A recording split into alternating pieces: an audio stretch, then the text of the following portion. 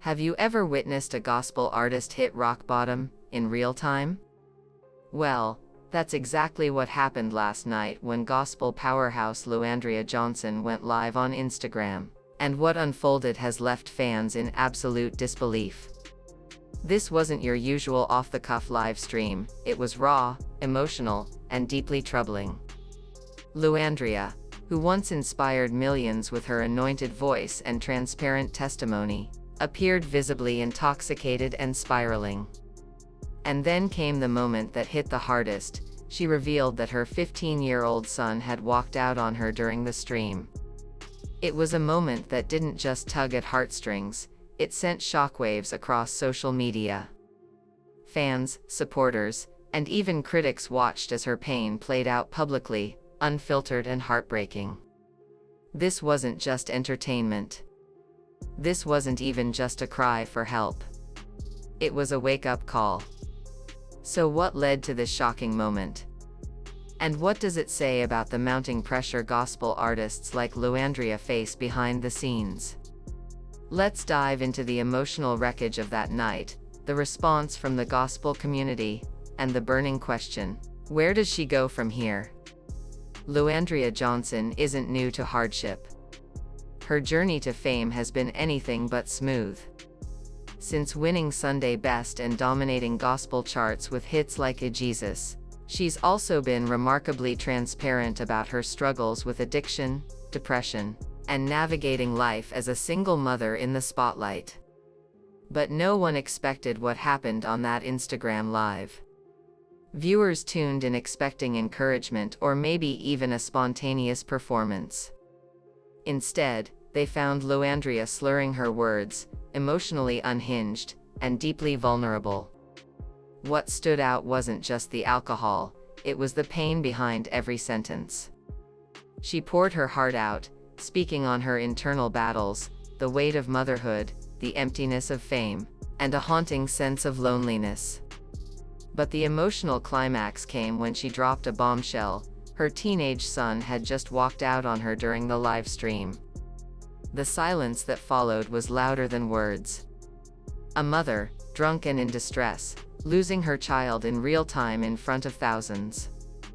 That's not just personal, that's traumatic, and deeply public. And the internet, as always, had something to say. Almost instantly, the clip went viral. Screenshots circulated. Blogs and forums lit up. Her name started trending. And so did the outrage and concern. Many fans who had supported Andria from the very beginning, through her rise, her falls, and her comebacks, rallied around her. They recognized the cry for help and responded with compassion.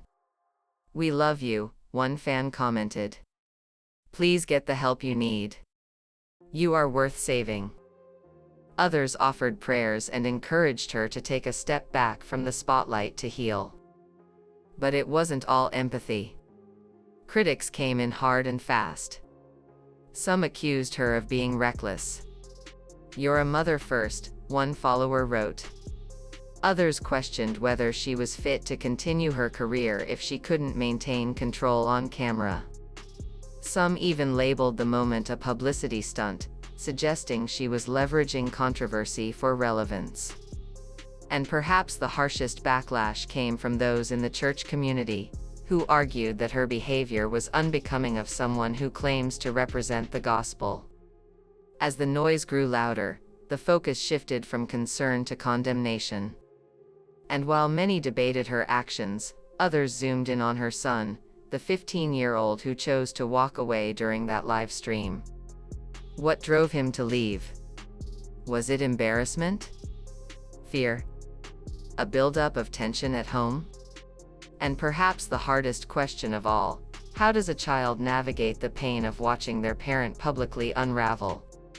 To understand what truly happened, you have to understand the pressure that comes with being Andria Johnson. She's not just a singer, she's a symbol of raw, unfiltered faith. She's been open about her past battles with addiction, her experience with rehab, and the internal demons she continues to fight. But that openness has come at a cost. The expectation that she will be both real and perfect at the same time is an impossible standard to meet. And somewhere between fan expectations, motherhood, and her personal battles, the weight became too much. In past interviews, Andria admitted that fame hasn't brought peace. If anything, it's made her feel more isolated. Touring, performing, trying to be a good mother, all while dealing with unhealed trauma, has taken a heavy toll. And on that Instagram Live, it all came crashing down. But why go live at all? That's what many asked. Why share such a raw, vulnerable moment on social media? Was it a moment of impulsivity or a desperate plea for help? Was she seeking connection? Or simply trying to be heard in a world that often demands perfection but punishes imperfection? The conversation didn't stop with her fans. Media outlets picked up the story. Headlines ranged from "Gospel Stars Breakdown Shocks Fans" to "Andria Johnson's Cry for Help." But in the midst of the media frenzy, a more important conversation began to emerge about mental health, emotional burnout, and the impossible expectations we place on gospel artists, especially women. Why is it that in the gospel industry, there's so little room for mistakes? Why are artists expected to be spiritual leaders, role models, and entertainers, all at once? And when they falter, why are they abandoned rather than embraced? Andria's breakdown became a mirror, reflecting not just her struggles, but the broken systems around her. And yet, even in the chaos, there was a sense of hope. Days after the live stream, Andria returned to social media, this time sober, calm, and composed.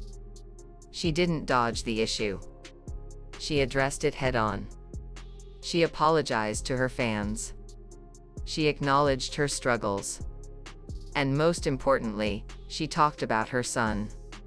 She explained that his decision to walk out wasn't about rebellion, it was a response to the pain their family had endured, and the toll her emotional health had taken on their relationship.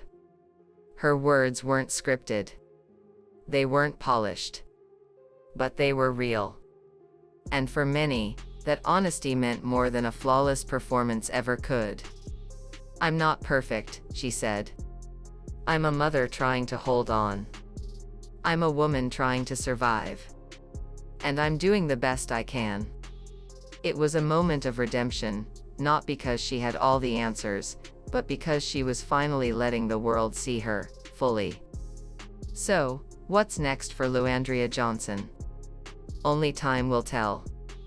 But one thing is clear, she has sparked a conversation that gospel music can no longer ignore. About mental health. About grace. About how we treat our icons when they stumble. Maybe this wasn't the downfall of a gospel star. Maybe it was the beginning of a healing journey, one that many can learn from. Because if Andria Johnson has shown us anything, it's that vulnerability isn't weakness, it's courage. And sometimes, hitting rock bottom isn't the end. It's the beginning of a comeback. Let's just hope the world is ready to give her the space to rise again.